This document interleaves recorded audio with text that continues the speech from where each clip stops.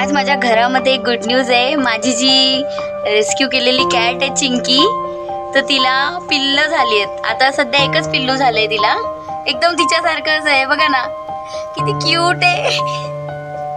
Wow, एकच पिल्लू आता सध्या, अजून माहिती नाही किती होतील।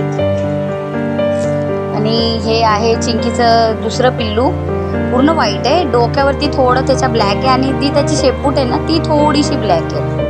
म्हणजे दोन्ही पिल्लं थोडी वेगळी आहेत। आणि हे आता तिसरं पिल्लू आहे, ते पूर्ण ब्लॅक आहे, पूर्ण ब्लॅक। चिंकीला 3 पिल्लं झाली, त्यानंतर मला असं वाटलं की झाली आता, तिला 3च पिल्लं आहेत, आता होणार नाही। त्याच्यामुळे मी तिच्यासाठी ग्रेव्ही वगैरे आणायला मार्केटमध्ये गेली। पण जेव्हा मी रिटर्न आली मार्केटमधून आणि बघते काय, तर अजून 2 पिल्लं ब्लॅक कलरची।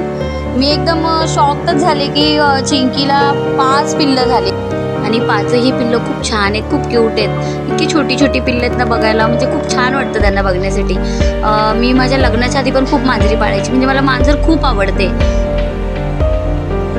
ही डॉली आहे। चिंकीने म्हणजे खूप लहान होती ना जेव्हा मी हिला रेस्क्यू केलं होतं कचरापेटीमधून, तेव्हापासून चिंकीने ना हिला आपल्या पिल्लासारखंच म्हणजे ट्रीट केलं होतं। जशी आई पिल्लाला चाटते किंवा आपल्या कुशीमध्ये घेते, तसंच ती म्हणजे लहानपणापासून तिला तशी ट्रीट करत होती। त्याच्यामुळे डॉलीला असं वाटायचं ना की चिंकी तिची आईच आहे। आणि आज बघा ना तिला पिल्लं झाली आहेत, तर डॉली कशी सारखी तिच्याकडे जायला बघते, तिला चाटते, तिला म्हणजे कसं करते बघा ना। किती म्हणजे या प्राण्यांमध्ये प्रेम आहे।